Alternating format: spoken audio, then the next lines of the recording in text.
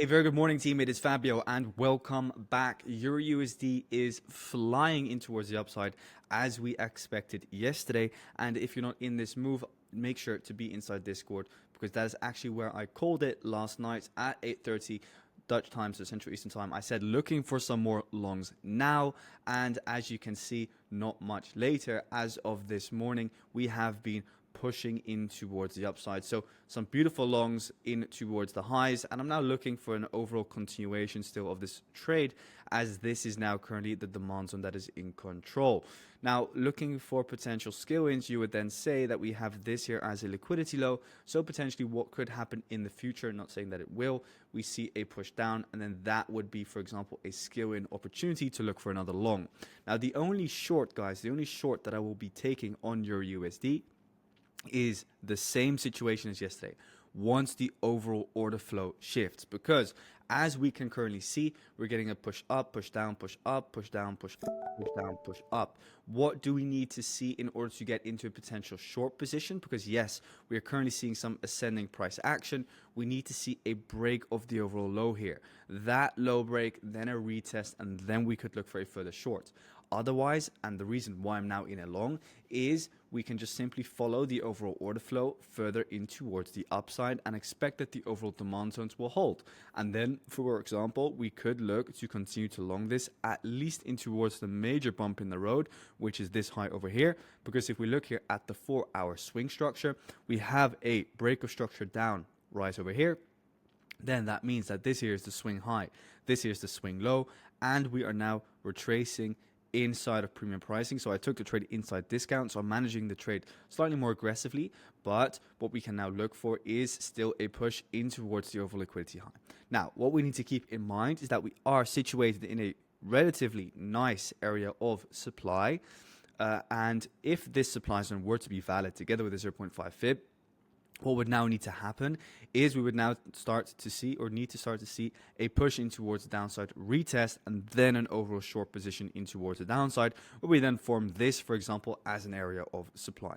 That would be a potential short position. Now you might be wondering, well, I mean, now you're in a long and you're already thinking about shorts. Yes, guys, because I'm dynamic. I always look at what is market structure providing me with, and based on that, will I be taking trades? Because the reason that I actually even took a long was simply said because very mechanically speaking, the daily time frame is still bullish. We have an impulse in towards the upside from this low in towards this high. The market retraced into discount pricing, which is below the 0.5 fib, and we took out the final end boss liquidity low. So remember, I told you guys, in these kind of situations, you can just simply buy on the liquidity low with the stop loss underneath the low, targeting, for example, a 1 to 2, 1 to 2, or 1 to 2.5, or whatever risk to reward towards a new higher high, but I didn't do that. So what do I then do? I get in on the potential fact that this could be the new impulsive phase in towards the upside. Now, the thing is, and what I on the other side did mention is, hey, I'm mainly waiting for confirmation that the new impulsive phase has started once we break this high over here. Once that high breaks, I'll be looking for the retest and then for a long. Though I must say, I saw an opportunity where we had very clear order flow, and I decided to take it a little bit more aggressively, and I'll obviously be managing the position also aggressively, as the stop loss is already managed underneath this low over here for now, as this is currently my main low. So I'm only in this trade now with 0.5% risk.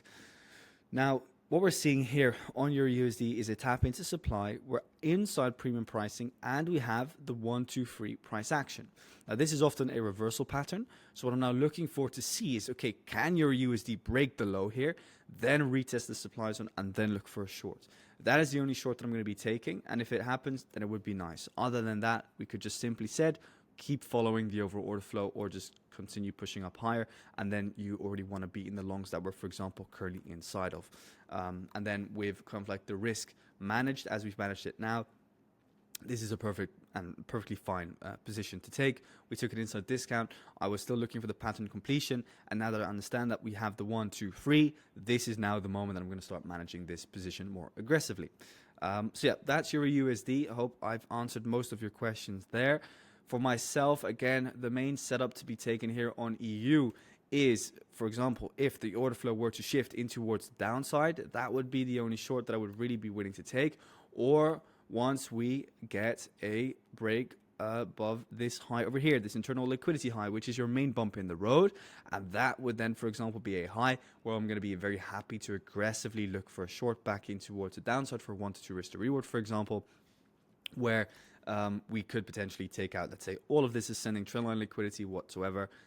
And then I'll just wait for a 4-hour change of character here, and then I'll just get into a short, and then we'll see how we manage that position. But that's looking forward. Now, going into the dollar index obviously pushed further in towards the downside, still looking at for the downside for this. I don't expect this obviously to be the bottom and then suddenly to reverse in towards the highs, because yeah, you would still need to put in a double low. Now, this could be the same as your USD, where we see some descending correction here. And then what happens, we start seeing a boom and then a strong push up. And then we will look for longs on the overall retest of what would then be a potential, let's say, demand zone over here, right? That is the only dollar long that I'm going to be waiting for. I'm not going to, like, for example, long over here. No, I'll be waiting for that market structure shift. And then I'll get into a potential long position on Euro USD. And other than that, obviously, we will just wait for the overall order flow to continue holding and pushing us in the direction that the order flow is showing us. So here we had the buy before the sell, which was or has been in control. Then again, the buy up before the sell that has now again pushed the market down lower. Hence why I was happy to get into those Euro USD shorts. And from here we can, or Euro USD longs, excuse me. And then from here we can still expect the market obviously to continue down lower as long as order flow holds. Now, guys, today is a massive day, by the way, because I'm going to be launching the private trade group. The announcement of this and the link to this will be inside Discord. So if you're not inside Discord, make sure to join through the description in this video. I'll also add a pinned comment underneath this video where you can join the free Discord, and that is where I'll be posting the link today. So make sure to be inside Discord. The link will only be there for 24 hours. So yeah, if you have any problems, let me know in the comment section. But yeah, that's what I have for the dollar index. Obviously, guys, we are still bullish, right? We are still in the overall accumulation phase, and we're starting, or we're waiting for the impulsive phase to start again. And the impulsive phase, we expect that to start when we hit demand, we liquidate, and we see a change of character. But we have not yet seen a change of character, so there's no confirmation yet that that next impulsive phase will start on the dollar. Hence why I'm still just simply said in shorts. Now, going into GPUSD, we can see that GU has been stalling. I know a lot of you got into shorts. Myself, just not really a big fan. We liquidated this low here, then yesterday saw a very aggressive reverse back up. Yes, we have the monthly open, but for me, this is just such ugly price action. This morning, we had bad GDP numbers in the UK come out, worse than expected, if I'm not mistaken, causing an overall short-term dump in towards the downside. But for myself, GPUSD is just not a top pick. Fundamentally, I would really be looking at a, let's say, GPAUD, as I've been calling again for the whole week. Yeah, in towards the downside with that, right? That has been the better position with a weak GBP. That would have been, yeah, a better position, as obviously the dollar is still in its pullback phase. And this is why you want overall trade alignment between two currency pairs, okay? And for that, I use obviously Forex fundamentals, but I share most of these kind of like updates on the fundamentals inside Discord. So again, that's just a reason to be there. But GPUSD is currently very consolidative. It's stuck within this box / range, hence why I'm not a big fan of being in any positions on GU at the moment. Moving on into AUDUSD. AUDUSD flew in towards the upside. Now, this has obviously been following the overall market structure and expectation that I've been highlighting in this market outlook. I've been saying for a long time already, swing low, swing high, liquidated this low over here, the last final liquidity low of the impulse or within the impulse. And then we saw reaccumulation. So we saw a drop, accumulation, pump, retest, boom. This is like textbook supply and demand. You have like a drop, a base, a rally, retest of the basing structure, and then push up again. Yeah, what can I say? Nice position overall, and it's now broken above the monthly, so this should continue pushing up higher. That's what I do expect. Now, moving on into Nzdusd.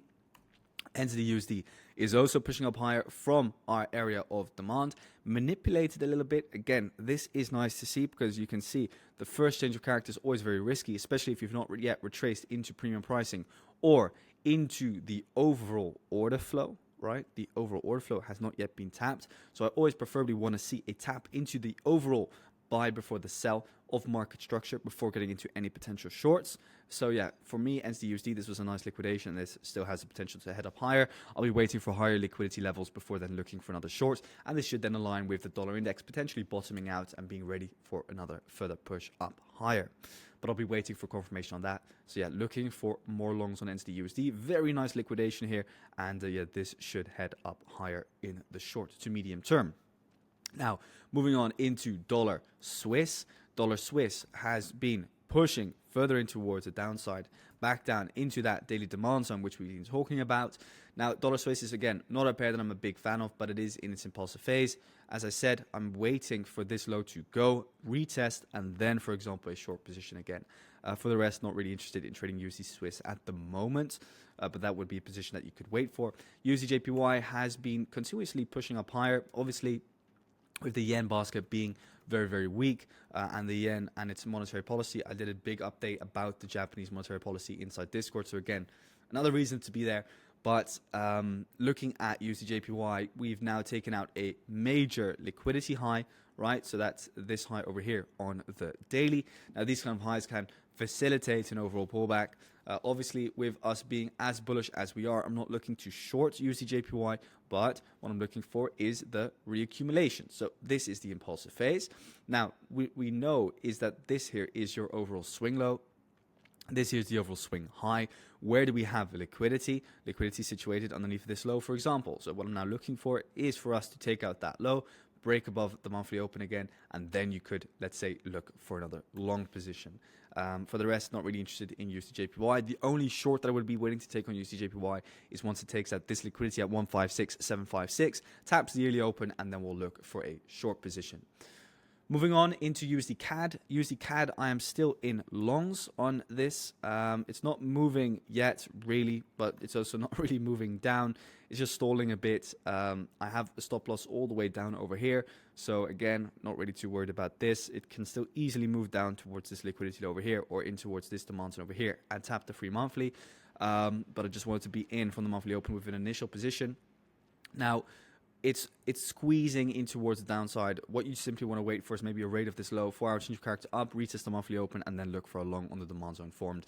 That is the setup that you're ultimately just going to be waiting for. So let's just wait for that. It should still take out the blue line, give us the 4-hour change of character, then retest the monthly open.